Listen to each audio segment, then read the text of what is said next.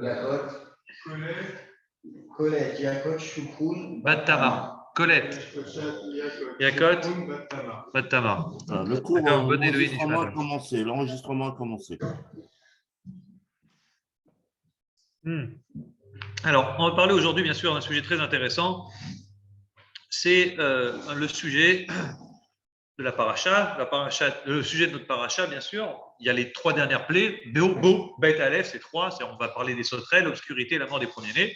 Mais il y a vraiment une fin de paracha très intrigante sur les aînés. En gros, on ne sait pas pourquoi. Hachem dit, à 10e et dernière plaie, Makat Bechorot, annonce à Paro que je vais détruire les premiers-nés égyptiens, je sauverai les Hébreux, et voilà. Et pourquoi? Qu'est-ce qui se passe derrière les aînés?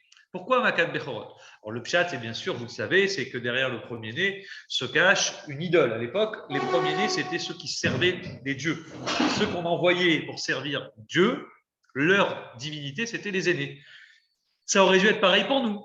Hachem, il demande, à l'origine, ça devait être les premiers-nés qui allaient servir Hachem, avant que ce soit la tribu des Lévi. En tout cas, chez les Goïm, c'était inculqué l'idée que c'était les aînés qui allaient travailler. D'ailleurs, en France, dans l'histoire de France, il y a encore 1000 ans, c'était hier, quoi. Le type, il avait 3 garçons. Le premier, il devait aller à l'église, il devait finir curé. Le deuxième, il devait travailler à l'armée. Le troisième, il était embauché par l'armée du roi. Et puis le troisième, il était dans les champs avec son père, etc. Donc, très intéressant. Donc, cette idée de l'aîné, c'est comme quelqu'un qui devrait avoir une place. Et quelque part, Hachem, il dit, cette place-là, voilà. En l'occurrence, pour les Goïm, ils ne l'ont pas. Et les Juifs prennent la place d'un Bechor, d'un aîné positif qui fait qu'eux, ils vont être sauvés, que les Égyptiens vont mourir. Revenons sur notre paracha. C'était vraiment une toute petite introduction. Donc, Hachem annonce à Moshe, Martha el Paro ko amar Hachem. Donc, Hachem, il dit, Hachem, il dit à Moshe, tu diras à Paro, ainsi Dieu a dit, béni Bechori Israël. Voici mon fils, mon premier-né Israël. Donc, Hachem, il annonce, il dit à Moshe, tu diras à Paro que mon fils, mon premier-né, c'est Israël.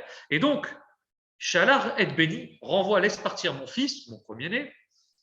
Si tu refuses, Ine anochi oreg et bincha bechorecha, moi je vais tuer ton premier-né. Donc, dès le début de la sortie d'Égypte, avant même la 10e plaie, Hachem, Moshe annonce la couleur à Paro, en lui annonçant qu'un jour arrivera la 10e plaie qui est Makat Bechorot, la mort des premiers-nés, et que le premier-né de Paro va mourir. Et c'est exactement ce qui va se passer dans notre paracha.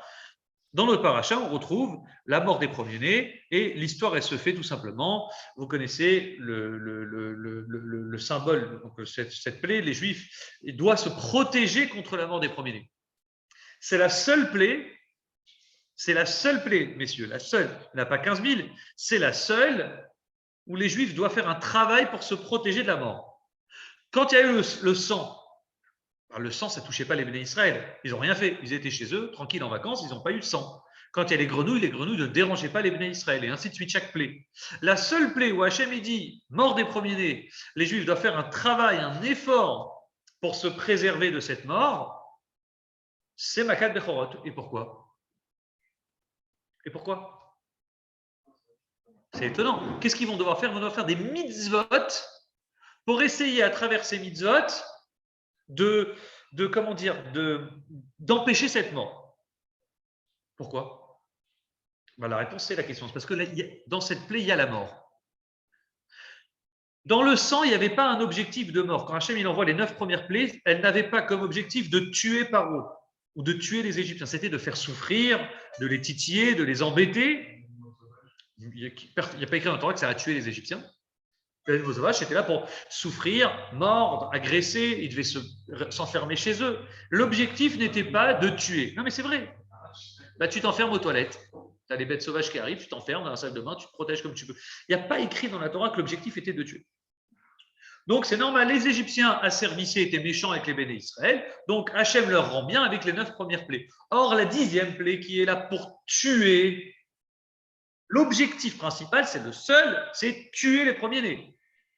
Oui ou non? Donc Hachem, il dit, à ce moment-là, il y a un problème. Parce que Hachem, je vous ai expliqué une fois, quand il s'agit de tuer, il est très organisé. La vie et la mort, ça, c'est vraiment la carte de Dieu. Quand il décide qui va vivre et qui va mourir, il y a un tribunal céleste, il y a des anges, il y a un Beddin, il y a un vrai tribunal qui décide. Et pourquoi lui et pourquoi pas lui? Pourquoi tu vas tuer les premiers Égyptiens? Pourquoi tu ne vas pas tuer les premiers Hébreux? Ah, parce que c'est mes enfants. Oui, mais quelle différence entre les deux? Eux, c'est des idolâtres et eux, c'est des idolâtres. Les Juifs étaient des idolâtres à cette époque-là. Les Hébreux, on dit, au bout de 210 ans en Égypte, vous comprenez bien qu'ils étaient complètement idolâtres, sauf la tribu de Lévi. Donc, s'ils étaient idolâtres, quelle est à ce moment-là la raison qui fait que Dieu va, oui, accepter la mort des premiers-nés et pas ceux des Hébreux? Donc, la paracha dit non, les Juifs doivent faire quelque chose. Les Hébreux doivent faire quelque chose. Et cette mitzvah-là qu'ils vont faire, c'est laquelle? C'est la mitzvah du sang sur les linteaux, sur les poteaux et le linteau, c'est-à-dire, classique, la mitzvah du Korban Pessah. Et c'est quoi l'idée du Korban Pessah? C'est que les Hébreux, ils doivent se dégager complètement de l'idolâtrie. Comment? La divinité principale de l'époque, c'était quoi? Le bélier. Donc l'agneau. Le bélier, c'était l'idolâtrie des Égyptiens. Vous avez jamais vu des idoles comme ça? Un corps d'Égyptien, un corps d'homme avec des têtes de bélier? Vous n'avez pas vu comme ça des trucs, là, pas des momies, mais des reproductions de leurs idoles, leurs dessins, leurs trucs? Leur dieu essentiel à cette époque-là, c'était le bélier, l'agneau, la brebis. C'était ces animaux, ils divinisaient les animaux. D'ailleurs, ils étaient végétariens. Ils ne mangeaient pas de viande, les Égyptiens. Et pourquoi ils ne mangeaient pas de viande? Tout simplement parce que pour eux, la viande, les animaux, c'était une divinité. Vous comprenez? Donc, à partir de là, on comprend on comprend bien ici que les Juifs vont faire un effort, ils vont devoir prendre l'agneau et l'égorger. Pas juste le prendre n'importe quel jour, ils vont le prendre le 10 du mois. Et le 10 du mois de Nissan, ils vont prendre cet agneau, ils vont le garder pendant 4 jours. Le 14 Nissan, donc veille de Pessah, nous on fait 14 à la nuit. Eux, ils vont prendre l'agneau, ils vont l'égorger, ils vont badigeonner le sang sur les portes. Et de là, qu'est-ce qu'ils vont faire? Hachem va passer, il va sauter Pessah, et il va sauver les premiers-nés juifs en tuant les premiers-nés égyptiens. La question, c'est pourquoi? La réponse, c'est qu'ils ont fait un effort. Ils ont montré qu'eux ne sont pas idolâtres et ils sont prêts à faire un effort, à tuer le dieu des Égyptiens qui est le bélier et l'agneau devant eux. Et pendant 4 jours, ils vont garder cet agneau près de leur maison pour bien montrer aux Égyptiens. Dans 3 jours, on va tuer votre dieu. Dans 2 jours, on va le tuer. Dans 1 jour, vraiment pour prendre du temps. Et il y a aussi la notion de l'agneau. Ils vont le manger comment? Grillé. Pourquoi ils vont le griller? Pourquoi pas bouilli? Allô? Ah, bah, je vous avais raison. C'est bien. Non, mais la Torah dit, elle ne dit pas juste, c'est une consigne. Elle dit, si tu le fais bouillir, tu n'as pas fait le Korban Pessah. Il doit être grillé, tzli, esh. Grillé, on fait, voilà, comme. Pourquoi? Tu leur envoies en carpaccio, c'est très bon. Hein? Carpaccio, c'est très bon, je suis désolé. Hein? L'odeur des grillades, c'est quelque chose. Ah, voilà, il y en a des bons. C'est l'odeur des grillades. L'odeur des grillades, l'objectif était de faire un vrai michui, une vraie odeur. Imagine-toi 600 000 juifs en Égypte, donc 600 000 familles qui font des barbecues, une vraie grillade d'agneau. Tu connais l'odeur de l'agneau? Moi, je la connais. Ils sont très bons, très forts. Et c'est très bon d'ailleurs. Maintenant, tu as 600 000 personnes qui font une grillade géante en Égypte. T'imagines l'odeur? Tous les Égyptiens, ils sentent le truc. mais puisque c'était l'idole. Parle plus fort. Puisque c'était l'idole des Égyptiens. C'était l'idole, je l'ai dit, c'était le bélier. Si on tuait un agneau, on pouvait se faire tuer directement par les Égyptiens. Eh bien, c'est ça le chidouche. J'ai posé la question pourquoi les Béné Israël vont survivre à Makan Bechorot? Parce qu'ils ont montré à Hachem qu'ils croient en Dieu et qu'ils ne croient pas dans les idoles et qu'ils sont prêts à mourir pour les idoles. Et grâce à ça, Hachem, il va choisir les premiers-nés hébreux, il va les sauver et il va tuer les premiers-nés égyptiens. D'accord ou pas? Ça, c'était vraiment la toute petite introduction. Revenons sur les premiers-nés. Hachem, ce jour-là, il a choisi les premiers-nés. Il a choisi les premiers, tous les premiers garçons sont les siens.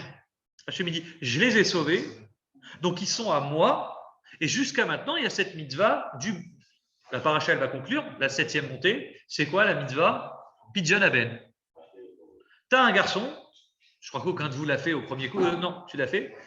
Au premier coup, tu as un garçon, ta femme, elle n'a pas de césarienne, il est né naturellement, sans fausse couche avant.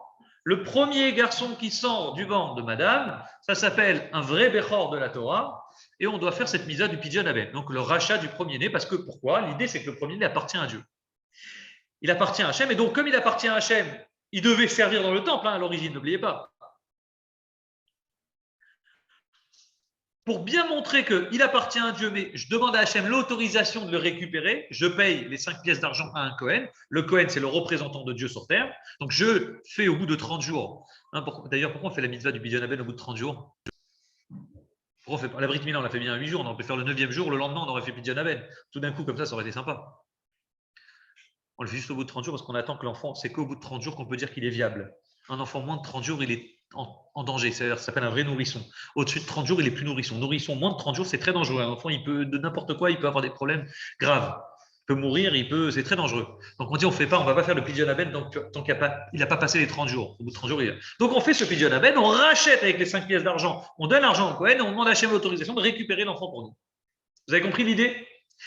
Le Bechor, il a un droit d'aînesse. C'est extraordinaire ce droit d'aînesse. On est très gentil avec le Bechor. Le meilleur, le plus beau, c'est quoi? Qu'est-ce qu'on donne au Bechor? Par double. Après la Torah, ça ne se fait plus aujourd'hui, mais à l'origine, c'était comme ça. Le premier-né héritait double part. Exemple, monsieur, il a 5 garçons. Alors, juste, je vous explique comment ça se fait la double part. L'afriquement, c'est très spécifique. Ce n'est pas comme vous imaginez. Monsieur, il a 5 garçons. Qu'est-ce qu'il fait avec ces 5 garçons? Il prend tout son argent, son héritage, il divise en 6. Il donne 2 parts sur 6 au premier-né et le reste, il donne une part à chacun. Donc le premier, c'est vraiment l'enfant sacré, l'enfant qu'on aime, l'enfant chéri, l'enfant spécial, l'enfant kadosh, l'enfant qui est censé être là pour Hachem, et donc on lui donne certaines récompenses.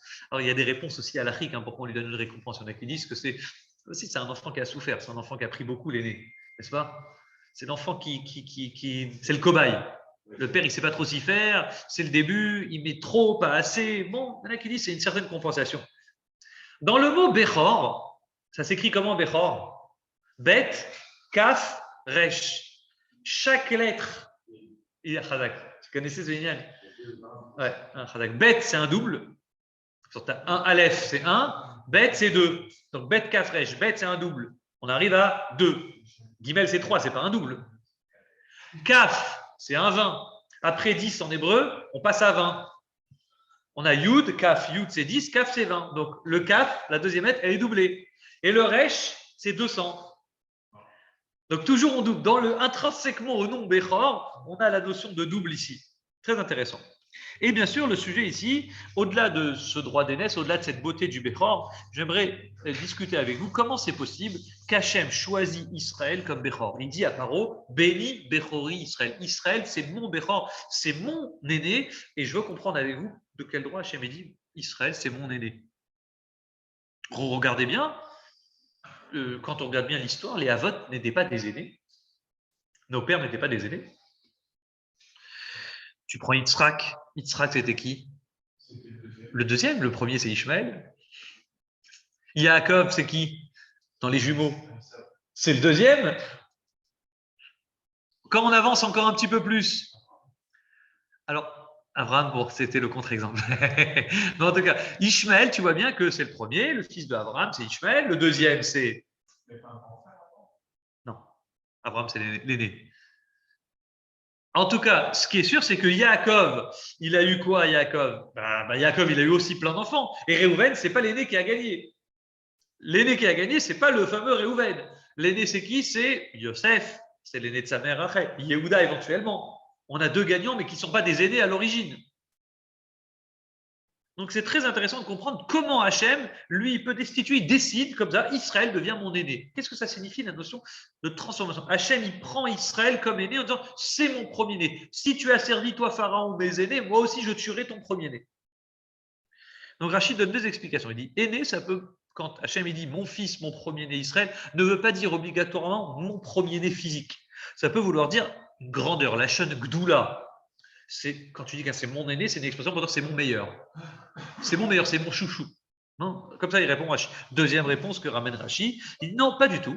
Là, à ce moment-là dans l'histoire, dit Rashi, Hachem choisit Israël comme Bechor. Ça veut dire, oui, Israël n'est pas le premier-né. C'est qui le premier-né entre Yaakov, qui s'appelle Israël, et Esav? C'est qui l'aîné? C'est Esav. Jusqu'à maintenant, il y a eu un débat, c'est qui l'aîné? Est-ce que c'est Esav ou Yaakov? Et oui, Esav, c'était l'aîné.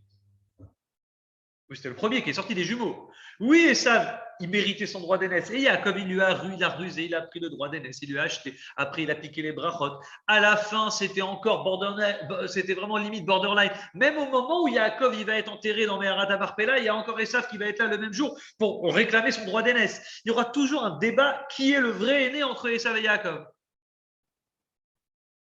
Mais arrive notre paracha, là, au moment où on a passé l'esclavage, après une centaine d'années d'esclavage, et là, Dieu est dit, maintenant, j'ai choisi, oui, c'est Israël, mon premier-né. Israël, c'est mon premier-né. Hachem, il dit, oui, j'ai changé, c'était Esav à l'origine, mais maintenant qu'Israël est passé par l'esclavage, béni, Bechor d'Israël, Israël est venu, mon premier-né. Et ma question, c'est comment Hachem, il peut changer, comment Hachem, il peut transformer, il peut décider du jour au lendemain, magie, Israël devient le premier-né, alors qu'à l'origine, ça aurait pu être Esav ou Ishmaël.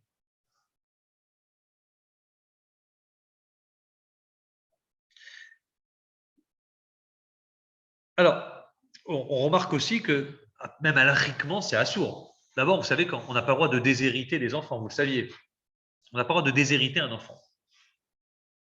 Pas seulement qu'on ne peut pas déshériter un enfant, on ne peut même pas déshériter un aîné. Il y a un aîné qui se comporte mal avec son père, qui fait la catastrophe, ou qui n'est pas l'aîné aimé de son père ne peut pas déshériter un béchor, un aîné. On a des preuves dans la Torah. Quand un homme se marie avec deux femmes, une qu'il aime et une qu'il n'aime pas, et il a un aîné avec celle qu'il n'aime pas, il ne peut pas destituer, dire ah ben maintenant je veux plus que tu sois mon aîné, je vais choisir l'aîné de celle de la femme que j'aime. Il ne peut pas. C'est un verset clair dans Dvarim. Lo yuchal levaker et ben aouva. On ne peut pas mettre en premier-né le fils de celle que j'aime. C'est pas toi qui décides. C'est venu, tu l'assumes. Hachem a des aînés, pourtant Hachem il change l'aîné naturel et il choisit Israël et c'est très étonnant. Qu'est-ce qu'il y a? Est-ce que l'aîné peut refuser sa part? Il peut refuser autant qu'il veut. S'il la donne en cadeau à ses frères, il donne ce qu'il veut. D'accord? Avançons un petit peu. Et bien sûr, quand tu regardes bien dans l'histoire, on verra que cette idée de même déshériter un aîné, c'est quelque chose qui dérange un père normalement. Abraham, le premier, il a Ishmaël, vous êtes d'accord? Et il a Yitzhak. Yitzhak, c'est vraiment l'enfant magique. Tout le monde l'aime.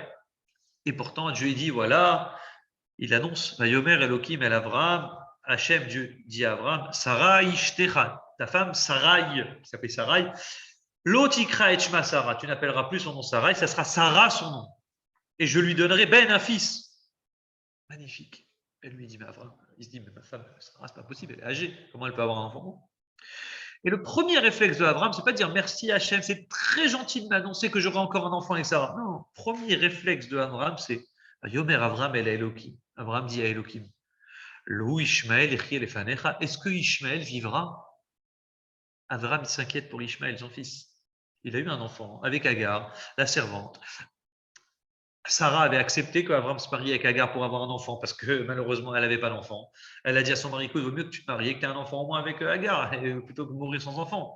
Donc Abraham, il a aimé Ishmael, il aime Ishmael, c'est son aîné. Hachem lui dit, tu auras un autre enfant. Le premier réflexe de Abraham, c'est Lou Ishmael, est-ce que Ishmael vivra devant toi?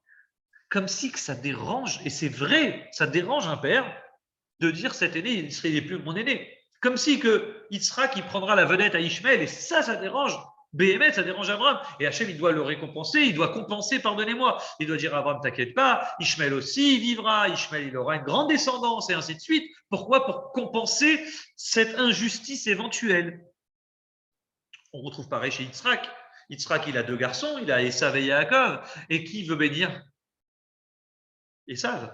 Pourquoi il veut bénir Esav? On sent qu'il a une affinité. Il ne veut pas commencer, même s'il sait qu'Yaakov il se comporte mieux, même s'il sait qu'Yaakov c'est le meilleur. Il sent que chez Yaakov il y a l'avenir, que Esav il se comporte très mal. Esav il est marié avec des voyous, des femmes voyous, des idolâtres.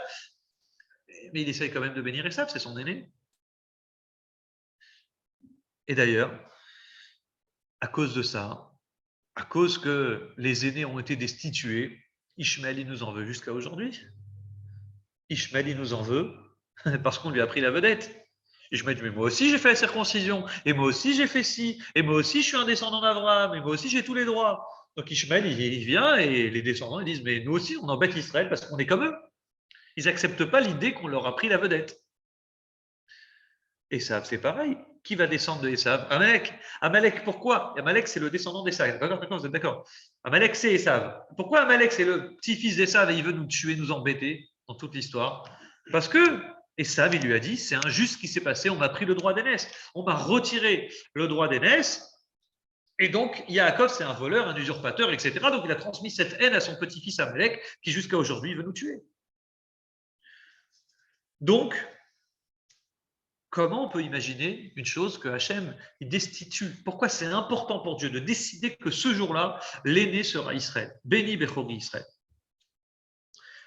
Avant de rentrer dans cette réponse, avant dans la réponse essentielle, j'aimerais vous parler d'un point important. C'est tout d'abord, avant de parler du Bechor, du premier-né homme, si vous avez des questions, arrêtez-moi. Hein, je remarque que Hachem, il aime tout ce qui est premier. Tout ce qui est premier, Hachem, il aime. Et il demande à ce qu'on fasse des cadeaux à Dieu de tout ce qui est premier. Exemple, Hachem, il nous demande de sanctifier la première des choses, le minéral. C'est quoi le minéral? Un pain, on met de l'eau, du minéral, on fabrique une challah. Et vous connaissez la mitzvah de Afrashat Challah. C'est quoi la mitzvah de Afrashat Challah? C'est prélever de la pâte. Ça veut dire que le type, il fait construire, donc le type, pardonnez-moi, il fait cuire 50 baguettes. La première baguette, la challah doit prendre un morceau de pâte et il doit dire ça c'est pour Dieu. La première des pâtes qu'il a pétries, ça c'est pour Hachem. Dans le minéral, dans l'eau qu'il a mis avec la farine, ça c'est Hachem. Donc on retrouve ça dans le minéral. Dans le végétal, vous connaissez la règle, les bikurim. C'est quoi les bikurim? Ça vous parle? Les prémices. Quel est le shoresh du mot bikurim? Bechor, premier. Qu'est-ce qu'il doit faire un homme? Il a ses fruits dans l'arbre et tant qu'il a donc les fruits d'Israël, vous connaissez les 5 fruits d'Israël, et parmi ces 5 fruits, figues, dades, raisins, grenades, olives, le type il a ses vergers. Dès qu'il voit ça commence à fleurir, il doit mettre tout de suite un petit fil rouge pour se rappeler que les premiers qui ont fleuri de cette branche et ces fruits-là, et puis quand ils vont commencer à pousser, il les prend, là où il y avait le fil rouge, il fait un panier, il emmène à Shavuot, à Hachem, ce panier. Bikurim, la fête des prémices. Parce que les premiers fruits, les premières récoltes doivent être pour Dieu. Vous suivez? Mais pas seulement ça. Même les premiers animaux sont pour Hachem. Tout ce qui est premier doit être pour Dieu. Toi, à l'époque, les gens, ils étaient agriculteurs, ils étaient des bergers, ils avaient beaucoup d'animaux. Le type, il a sa vache. Et puis, première vache, hop, un petit veau, Mazal Tov. La vache, elle a donné un veau. Alors, on prend le petit veau, et le veau, il devient quoi? Pour Hachem, Kadosh la Hachem. On n'a pas le droit de l'utiliser. Le petit veau, il est sanctifié pour Dieu. Alors, comment on fait?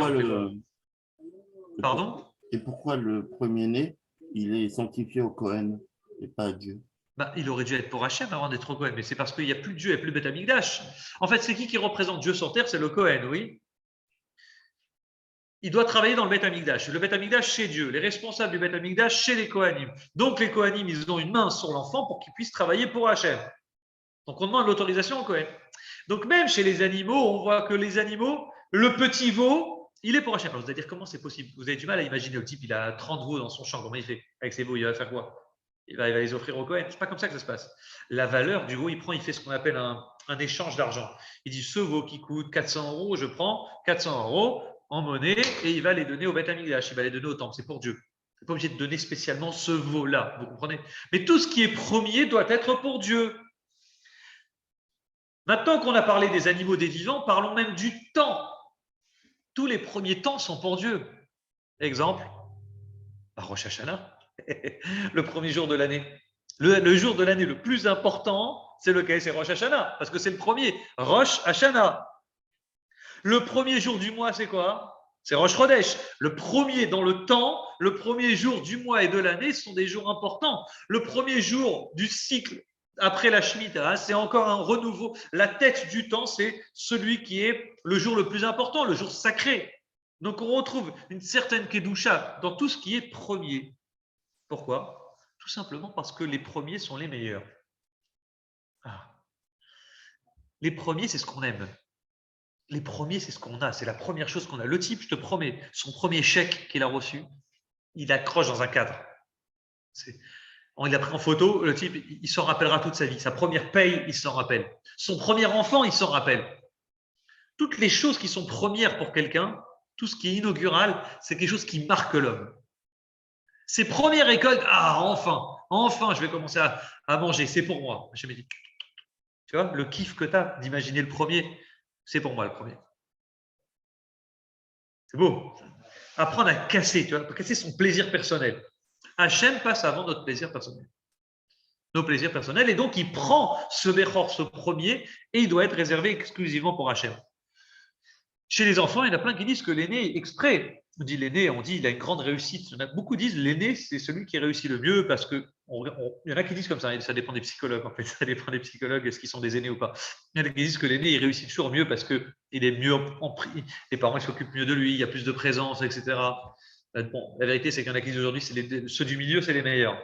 Ceux qui sont en sandwich. Ceux du milieu, qui sont entre un grand et un petit, ils s'en sortent un peu mieux parce qu'ils apprennent à se débrouiller dans la vie. Entre le grand qu'on s'occupe trop et le petit qu'on s'occupe aussi trop, le petit il est là tout seul débrouillard et il apprend à être vif et réactif pour la vie. Bon, en tout cas, ce qui est sûr, c'est que l'aîné qui est le premier, le plus aimé pour les parents, par les parents, et ça c'est une évidence, parce que la première fois où tu te sens papa, c'est par cet enfant qui est né. On peut dire ce qu'on veut, mais c'est celui-là qui nous procure ce plaisir extraordinaire. Non, il n'est pas à toi, il est à moi, il est pour moi Dieu. Ça, c'est. Pardon? Le septième, c'est le meilleur. Ah, Chazak, Kolashvin, Chavivin. Tous les septièmes sont les meilleurs. Mais je n'ai pas dit que les meilleurs, c'est pas. Tu peux être le meilleur sans être le préféré. Les gens, c'est les meilleurs, mais ce n'est pas les préférés. Pas contradictoire. C'est le meilleur dans les faits, le septième, Kolashvin, Chavivin. Mais le premier, c'est quelque chose. Tu peux dire ce que tu veux, on ne lâche pas le premier. Et d'ailleurs, le premier, il le rend bien aux parents. L'aîné, en général, il rend tout à ses parents. Celui qui est là, qui est accroché, on ne sait pas. Il y a quand même quelque chose qui se passe entre l'aîné et les parents. Tu peux dire ce que tu veux, c'est comme ça, c'est naturel. Et pourtant, l'aîné, ce n'est pas celui qui réussit toujours dans la Torah. Comme je l'ai dit tout à l'heure, tu regardes bien notre aîné depuis Caïn. Caïn, c'est le grand frère qui réussit pas spécialement bien. Il va tuer Evel, Ishmaël. On a parlé de Esav. On a parlé de la suite dans l'histoire juive, Yehuda, Yosef. On voit les aînés, ce n'est pas spécialement ceux qui réussissent le mieux. On voit que Reuven, voilà, c'est Yehuda et Yosef qui vont lui piquer la vedette. Donc c'est très intéressant de remarquer que Béhémet, au-delà de la réussite de l'aîné, c'est le préféré du père. C'est celui que le père préfère. Il devient père grâce à ça. Et donc ça explique pourquoi l'aîné doit être réservé exclusivement pour Dieu. Avant de conclure, et ça c'est très important, qu'est-ce qui se passe chez le premier? Pourquoi le premier, il a une importance? Pourquoi c'est toujours au début, dans le temps qu'on doit investir, que ce soit Rosh Chodesh, Rosh Hashanah, toutes ces dates-là, on dit Rosh Hashanah, toute l'année va continuer en fonction de la tête. Hein. La tête, c'est elle qui dirige le corps. L'année est dirigée par Rosh Hashanah. La manière comment tu t'occupes du premier enfant, c'est la manière comment tous les enfants ils vont suivre. Kol ha'atralot kashot. Tous les débuts sont difficiles. Et effectivement, c'est le début qui va fixer la suite. Si tu fais ce qu'il faut au début, le train, une fois que tu as ta locomotive, tout le reste, tous les wagons vont suivre derrière la locomotive. Et c'est très intéressant de comprendre cette idée-là du premier, car le Baal Shem Tov, il raconte comme ça. Il dit, le matin, quand on se réveille, je cite, c'est Sefer Keter Shem Tov qui n'a pas été écrit d'ailleurs par le Baal Shem Tov, il a été écrit par ses élèves plus tard, en se rappelant des écrits du Baal Shem Tov. Il dit, Inyan Isur Sheilat Shalom Kodem Atfila. On remarque qu'on n'a pas le droit de dire bonjour avant la tfila. Par exemple, le matin, on se réveille, la première chose qu'on doit dire, c'est Modéani. Le matin, tu ne commences pas à papoter à tout le monde. Salut, ça va? Non, tu fais ta tfila. Première chose que tu dois faire, c'est ta tfila. Tout, c'est normal. Pourquoi? Il dit parce que tout le reste de la journée dépend du début. Si quand tu te lèves, tu dis Modéani, quand tu te réveilles le matin, tu sais dire Modéani, tu reconnais Hachem, tu parles de Dieu, les premiers mots qui sortent de ta bouche à ton réveil, c'est Modéani. Si tu as bien démarré ton Modéani, bizarrement après tu dis bon, maintenant je fais Modéani, je vais faire les tilat. Et maintenant je fais les tilat, allez, on va à Shariat, allez, tant qu'à faire, je fais toutes les brachot. On dit le début de la journée, dans le début se cache tout. Il y a le potentiel de toute la suite qui va arriver. Et en fonction du comportement du début, en fonction de la manière que tu seras au début, c'est là où la suite, vraiment comme une locomotive qui va tirer le reste de la journée. Et donc, et dit le Baal Shem Tov, la reine Isère, les Kadesh ou les terres, dit Bourreau Arishon, c'est pourquoi un homme il doit toujours sanctifier et purifier sa première parole, Bekumo lorsqu'il se réveille le matin, Kadesh et Amshich Alav, Kol She'ar Advarim, She'achachar, pour qu'il puisse attirer que des bonnes choses le reste de la journée, Ve'at Tfilat Yeh Mitor Simcha Shel Mitzvah, pour que la prière soit vraiment avec une grande joie parce que tu as commencé correctement ta journée. Donc l'idée du début, quand on commence par un Bechor, un premier-né, et ce premier-né, on fait quoi? On le sanctifie pour Dieu, automatiquement, les autres enfants, comme le premier j'ai démarré, je l'ai offert à Hachem, et ben les autres enfants aussi vont bien suivre, ils vont être dans l'intérieur d'Hachem, dans le derrière de la Torah et des Mitzvot. Maintenant, pour répondre à la question, là je vous ai vraiment fait un cours sur le droit d'aînesse, mais je vous ai quand même posé une question au début. Comment se fait-il que si l'aîné il est tellement important, pourquoi Hachem il dit Béni Bechor Israël, il rend Bechor Israël, alors que Israël n'est pas un Bechor depuis le début de l'histoire. Israël n'est pas un aîné. Israël n'est qu'un deuxième. Comment Hachem il peut rendre Israël un Bechor?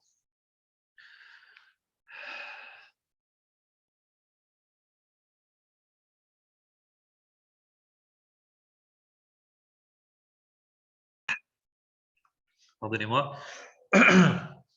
Donc, en réalité, et on va conclure avec ça. Dieu,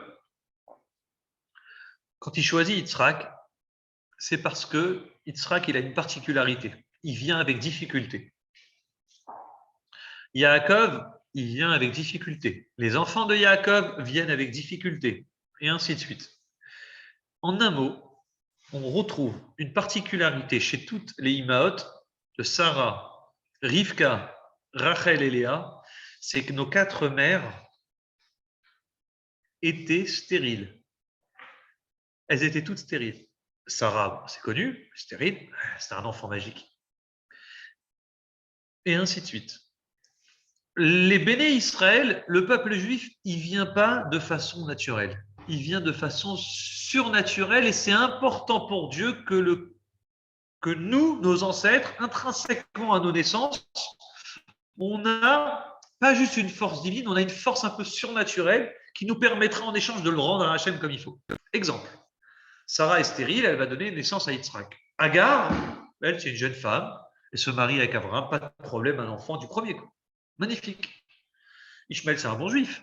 Ishmaël, il fait la Brit Mila à 13 mois, à 13 ans. Ishmaël, d'ailleurs, il est fier de dire qu'il l'a fait à 13 ans. Il pense qu'il est même mieux que Yitzhak qui a fait à 8 jours. Et il dira à Yitzhak plusieurs fois sans se gêner. Moi, j'ai fait la Brit Mila à 13 ans et toi, tu l'as fait à 8 jours. Moi, je suis plus important que toi. Moi, j'ai réfléchi. Je l'ai fait avec intelligence. Que toi, tu l'as fait sans réflexion. Tu étais tout petit. Tu t'en rappelles même pas. Tu n'as même pas eu de douleur.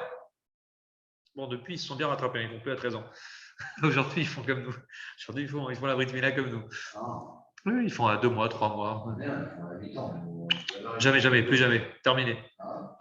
Tu crois ça? À l'époque, c'était chez eux, c'est officiellement 13 ans. Bizarrement, ils ont vite arrêté. Ils sont passés à 12 ans, 8 ans, 7 ans. Je te dis, j'ai beaucoup de Noël dans ma famille. Il y a beaucoup de cousins qui les appellent pour faire la Brit Mila et ils ont 2 mois, 3 mois.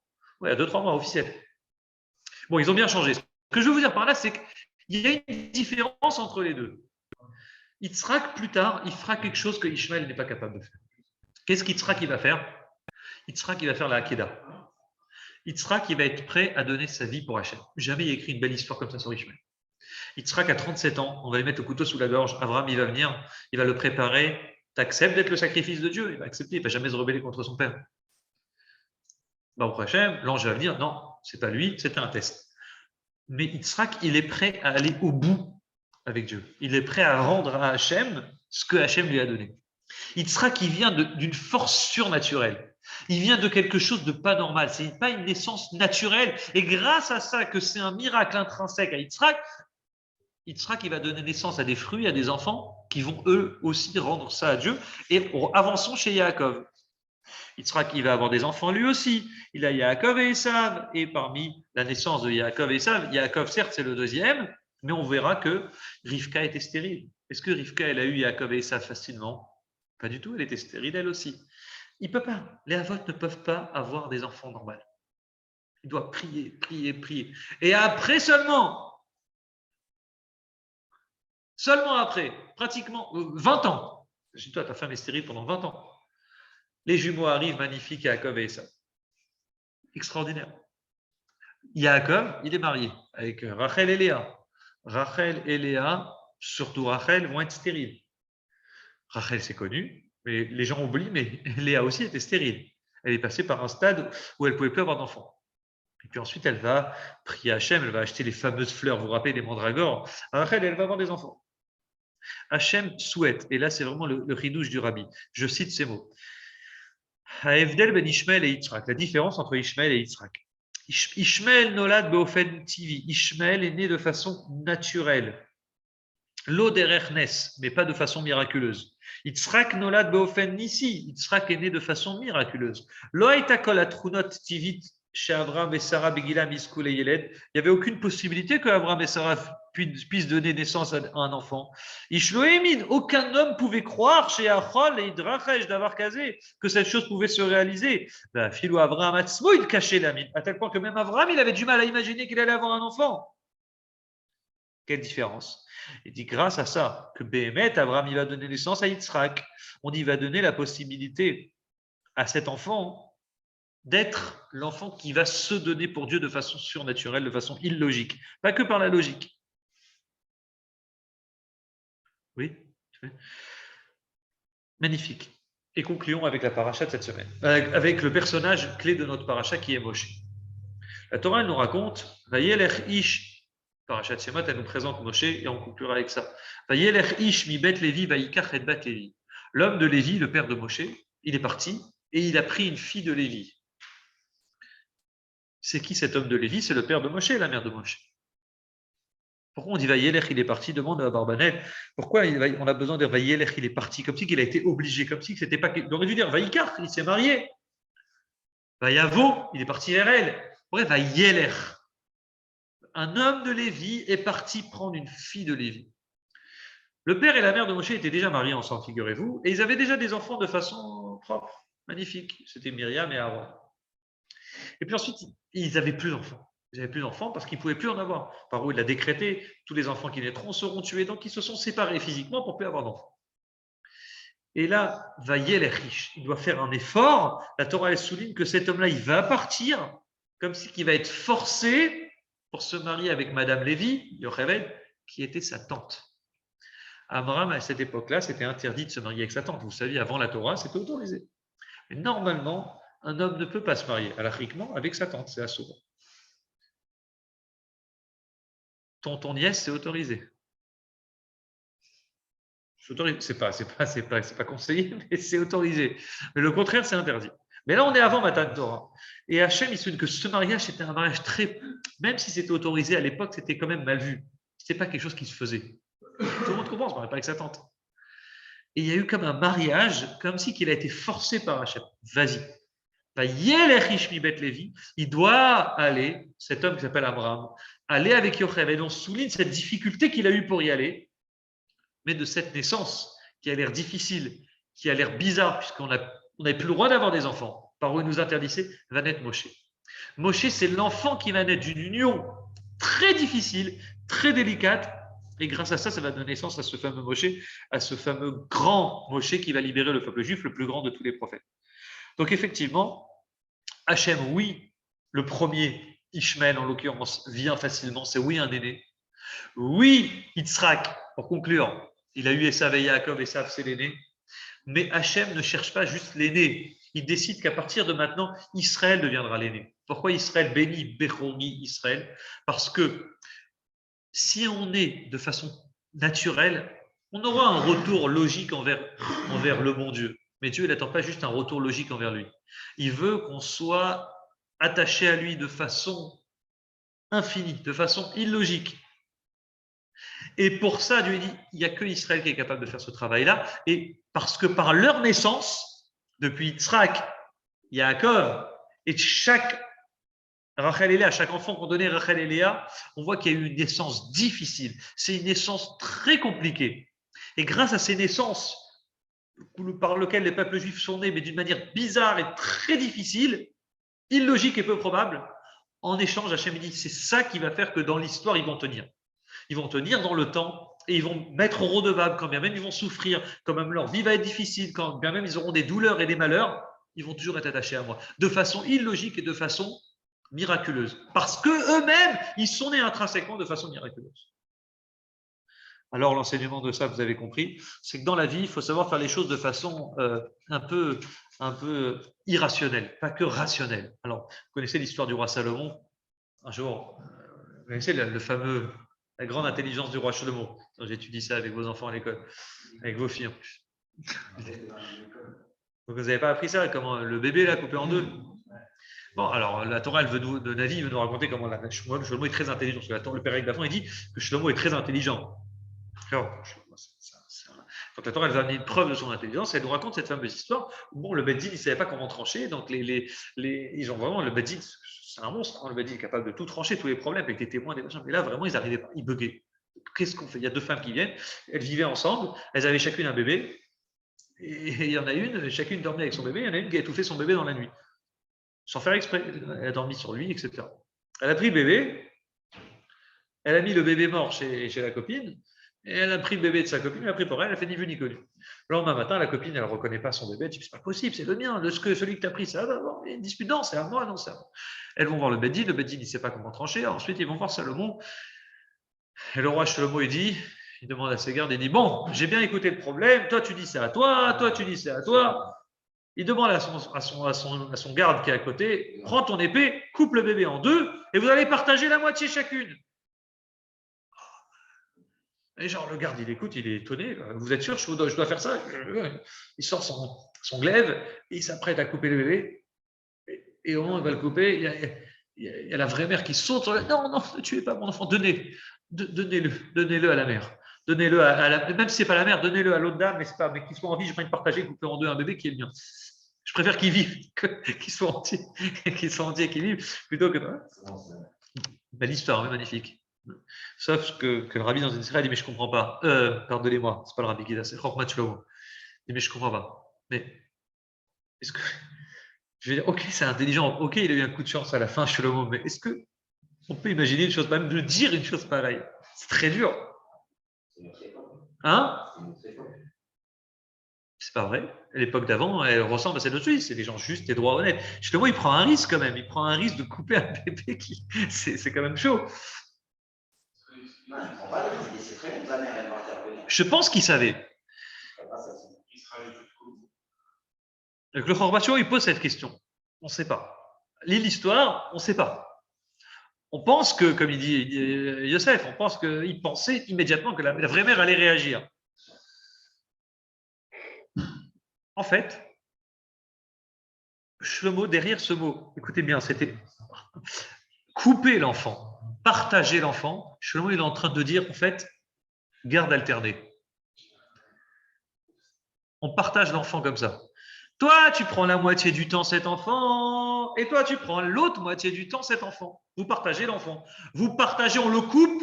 Ça ne veut pas dire qu'on le coupe physiquement en deux. Ça peut vouloir dire aussi chacune va se partager la garde. C'est tout. Et la vraie mère a dit, même ça, je ne veux pas. Moi, l'enfant, c'est soit il suit un chemin qui est à moi complètement, mais je ne peux pas à la fois laisser mon enfant grandir avec une mère qui n'est pas la sienne et moi aussi après l'éduquer d'une autre manière. Une éducation, ça doit se faire d'une manière entière, d'une manière totale, d'une manière forte, sans négociation. Il n'y a pas un jour oui, un jour non. Parce que ça, c'est vraiment un point très intéressant dans l'éducation, c'est-à-dire que les enfants retiennent ce qu'on fait vraiment. Les enfants observent, nous regardent sans même, on appelle ça de l'éducation informelle, ils voient ce qu'on fait quand on est vraiment nous-mêmes, n'est-ce pas? Ils nous observent, ils regardent qui on est. Est-ce que quand on a un cours, on va en fonction de nos humeurs, une fois oui, une fois non? Ou est-ce qu'un cours, c'est un cours, on le garde tout le temps, qu'il pleut, qu'il neige, et même quand il y a plein de personnes qui sont là, qui m'attendent, et quand même je vais au cours, je prends sur moi parce que c'est quelque chose d'entier, de total et de vrai. Est-ce que ce cours, je le fais parce que c'est mes tripes, la Torah, je l'aime, ou c'est juste pour aller voir des copains parce que je vais m'amuser? Est-ce que je vais à la synagogue pour dire bonjour à tout le monde et signer des contrats avec des copains? Ou est-ce que je vais à la synagogue parce que la synagogue, même si on n'est que 10, et même s'il n'y a pas 200 personnes, et même s'il n'y a pas l'amusement, on va quand même parce que la choule CHM. Alors les enfants, ils nous observent et ils nous regardent. Donc une éducation, ça doit être totale, parfait et sans réflexion vraiment. On doit aller au bout. On doit faire les choses totalement et de façon vraie. Et ça, c'est le message de la paracha. C'est ça le message de la paracha. L'idée que nous, peuple juif, on vient de quelque chose de miraculeux, de quelque chose de vrai, qui fait qu'on est toujours attaché à Hachem de façon réelle et vraie et définitive. C'est-à-dire que quand bien même on a les malheurs qu'on a dans l'histoire, on tient toujours, on est toujours attaché à Dieu. Parce qu'intrinsèquement à nous, on est né de façon miraculeuse. Chers amis, je vous souhaite Shabbat Shalom, à Good Shabbos. Rendez-vous semaine prochaine.